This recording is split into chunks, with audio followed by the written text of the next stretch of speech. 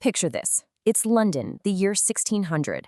A small syndicate of merchants sets their sights on eastern waters, right? They're just hunting for a profitable monopoly on spices and silk. But within 2 centuries, this single profit-driven enterprise would literally mutate into a geopolitical leviathan. We're talking about swallowing entire kingdoms, commanding massive armies, and ruling millions of people. So you have to ask yourself, how exactly does a mere trading corporation conquer an entire subcontinent? Welcome to this explainer on the evolution of Indian administration under the British system. It's an absolute saga. We're looking at power, control, and an administrative legacy so deeply entrenched that its very skeleton survived the fall of the empire itself. Let's dive in.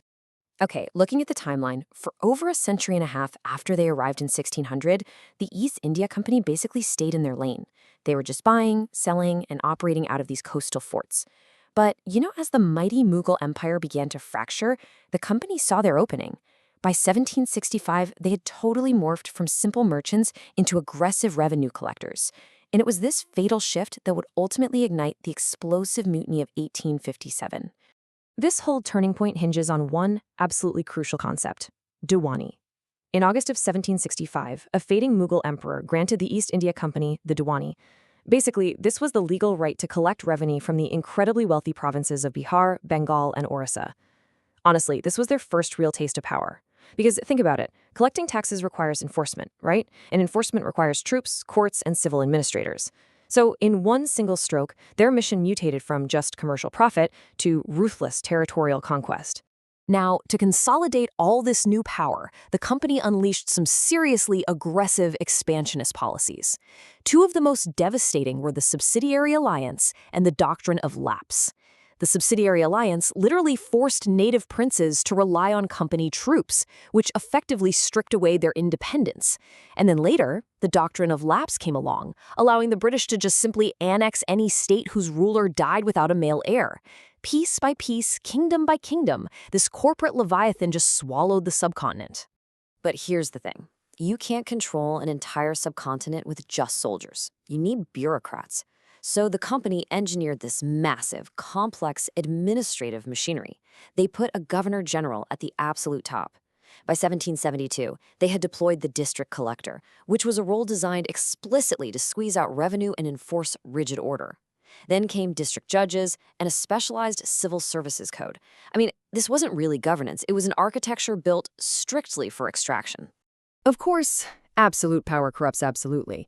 Back in London, Parliament was watching this unfold in absolute horror. Company officials were returning home obscenely rich, yet the company itself was somehow teetering on bankruptcy because of total mismanagement and constant warfare. Parliament knew they had to cage the beast.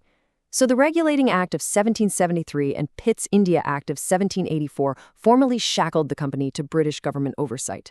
For the very first time, the phrase "Government of India" was actually spoken into existence.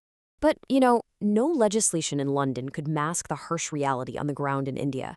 A century of intense economic exploitation, social deprivation, and massive political unrest made the Great Outburst of 1857 completely inevitable. The Sepoy Mutiny, or the First War of Independence, just swept across the land. It shook the British establishment to its absolute core. The East India Company had pushed India way too far, and in the fires of 1857, the company was dissolved forever. So, enter a formidable new character onto the stage, the British Crown. Through the Government of India Act in 1858, all powers were transferred directly to the British monarchy. The Governor-General was rebranded as the Viceroy, acting as the direct representative of the Crown. And they didn't waste any time. The British quickly reorganized the military, heavily favoring European officers and specific castes to deliberately prevent another uprising. The era of corporate rule was officially dead. The era of the British Raj had begun. Moving forward, the Crown ruled through this really chilling contradiction. The sheer trauma of 1857 taught them that they needed what they called a parent association, basically offering Indians a token voice in legislative councils. But this mask of inclusion went hand in hand with ruthless oppression. Every single constitutional advance was barbed with restrictive conditions.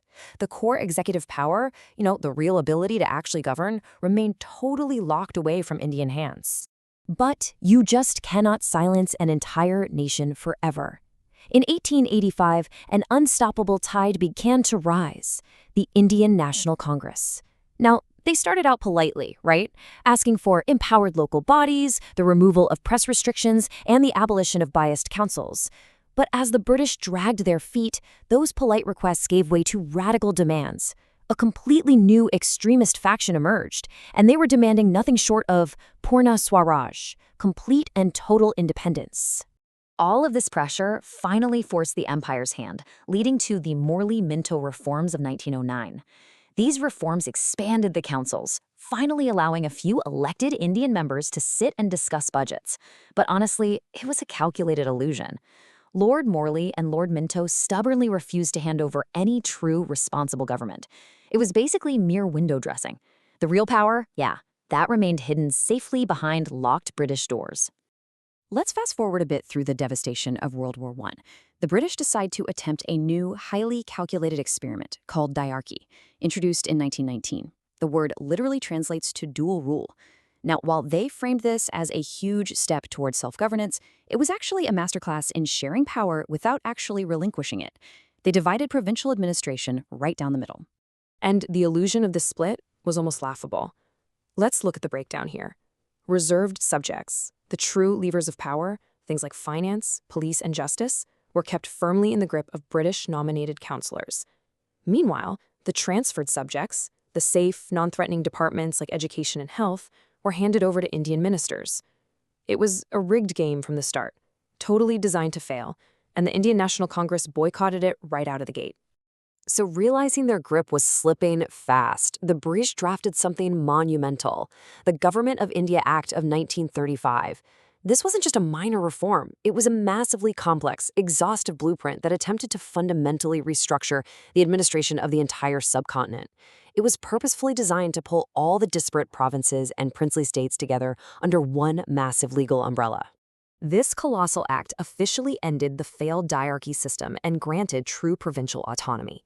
It established a federal court, and it intricately divided administrative power into three distinct lists: federal, provincial, and concurrent. But, of course, here is the catch.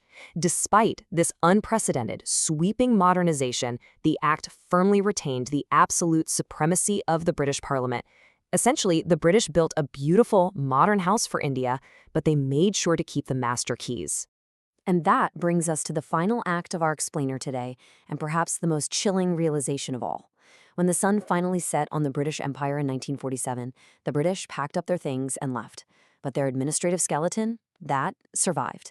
The incredibly detailed blueprint laid out in that 1935 Act heavily influenced the drafting of the Constitution for a newly free India.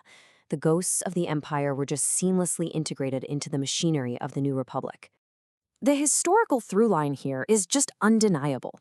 Back in 1772, the company forged the role of the district collector specifically to enforce colonial revenue extraction. Fast forward to today, and the modern Indian district collector is quite literally the beating heart of local administration.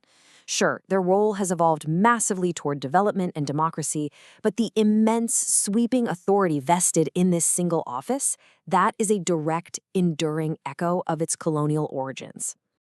It's the same story with the civil service. The British originally built the elite Indian civil service as the steel frame of their power, setting up a commission in 1926 to recruit fiercely loyal administrators. Today, that very same structure has morphed into the modern Union Public Service Commission, or the UPSC. The grueling exams, the intense competition, and the pursuit of an elite, highly efficient bureaucracy, all of that remains perfectly intact. And we really have to consider the legacy of centralization. The British began stripping power from local presidencies way back in 1773. By the 1935 Act, they had fully codified this top-down control with rigid lists of power. Modern India continues this exact tradition, operating with a highly powerful central union government that delegates authority downward. That colonial obsession with centralized control literally became the DNA of the modern federal structure.